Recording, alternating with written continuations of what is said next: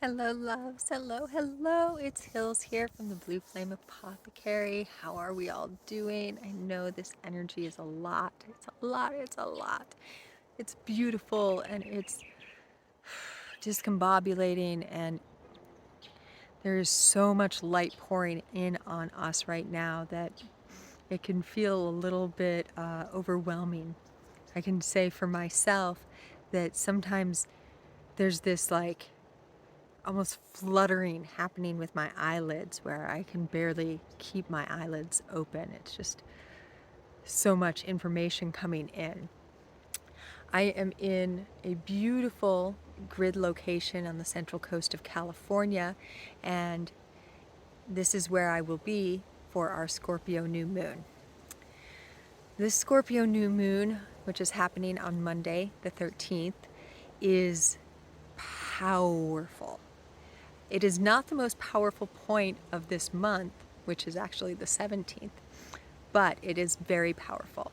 And as I'm speaking to you right now, it is actually the 1111 portal. So it's a month of powerful action, activation, energy, powerful.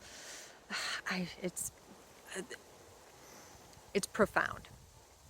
So earlier this week, I posted the Saturn direct update.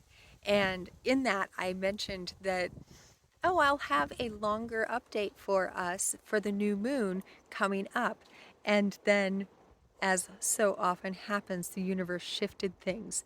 And it turns out that this update, where I will be talking about the new moon, so hold tight, is not going to be quite as long as I had originally anticipated, but part of the reason for this is because I have been guided to hold the Blue Flame Apothecary Members Portal New Moon Circle as open to our entire Blue Flame community. So check the link below to the Patreon. If you subscribe to the Patreon as a community member, which is totally free, you will have access to the New Moon Circle, which is going to be facilitated at 3 p.m. Pacific on Monday. So pin that. And when the video is over, go check the link and come check out the Patreon. I'll also be posting the Cosmic Light Drops update, which will have a lot more of the astrology in it as a link below, and it'll be posted up onto the Patreon, so you can find it there. Speaking of the Cosmic Light Drops, the newsletter, so I was given the name The Sleeper Awakes, and for this short update, I'm going to share a little bit about why. During this new moon, we find the sun, the moon, Mars, and the asteroid Ceres, which is the goddess of the harvest, also known as Demeter, all conjunct in Scorpio. This conjunction is going to run through the entirety of November, minus the moon, because the moon's going to move on. But the rest of them, as the sun shifts into Sagittarius even, through the entirety of the month, this conjunction is going to run really strong. And it's helping us to dig into those hidden places of what we reap is what we sow. So if we think of the old archetypal energy, the way that Mars used to be described, that violence, warmongering sort of energy, if we continue to play that game, what we reap in the world is more violence. However, if we allow our evolution and Mars's evolution through the shadow work, that's Scorpio energy, right? If we allow all of this evolutionary process to happen, we evolve through and transcend that idea of warrior into a place where it is our drive and our passion, and it is love. It is love. So this triplet, this thruple and quad with the moon on the 13th are making an exact opposition to Uranus retrograding currently in Taurus. And Uranus in Taurus is the symbol of the new earth. Pam Gregory talks about that a lot. A lot of us energy workers who work with astrology have been feeling this. And this is helping us to come into an awakened state of, hang on, we're gonna move through Uranus in a different way.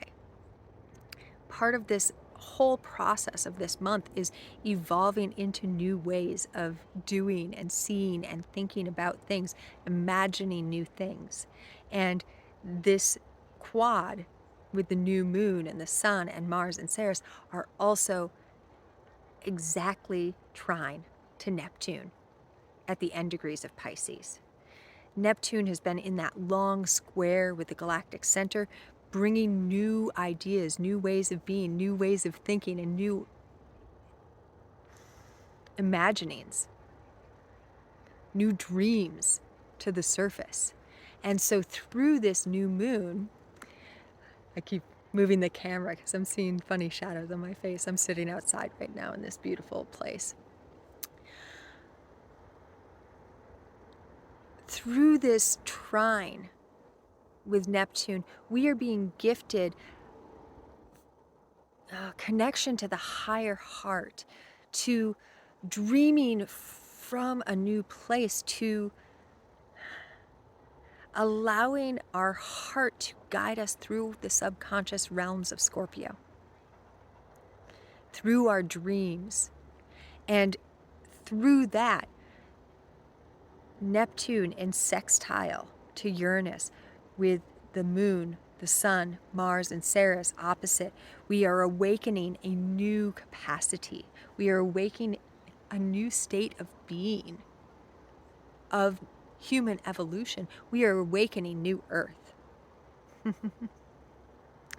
There's so much more in the astrology, so definitely go check out the cosmic light drops and come to the frequency transmission circle and light activation also. It would be so amazing to see as many of you there who are called to join. One thing that I'll part with is that during this new moon on the 17th and through most of the rest of this month, we have Kali and Venus in conjunction. It's really amazing energy. If we are awakening to new capacities of passion and aliveness and rebirthing energy, that's also Mars. We can feel Venus and Kali as in Libra conjunct, as burning away any falsity in our relationships, coming into a deeper state of truth of our desires, of what it means to be in relationship with ourselves and with others. And as this conjunction tightens, they're going to be growing ever closer to the South Node and to Arcturus. So there's some stuff in the newsletter that I'm talking about this date of 11/17 and 11/18. And I'll have another post, I have a feeling, about this as the days go on.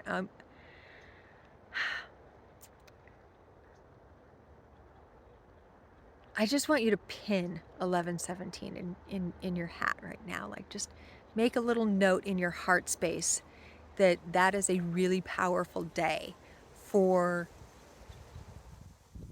unlocking new wisdom.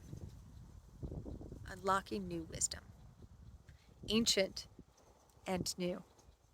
Ancient and new. Let me feel for a minute. This entire month and through the solstice in December, we are in a massive activation portal. It's different than the activation portal of like July and August that was very like light encoded, high vibratory. This one is really about getting us into our depths, clearing things out.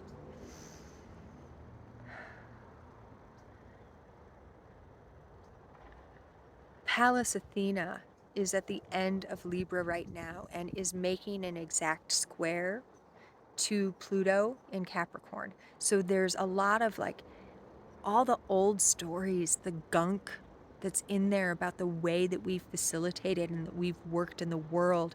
Really, I mean, you don't have to be an energy worker to see and feel how much is going on and how much is collapsing around us right now. The biggest piece and part of what all of this is asking us to do is to stay in our hearts.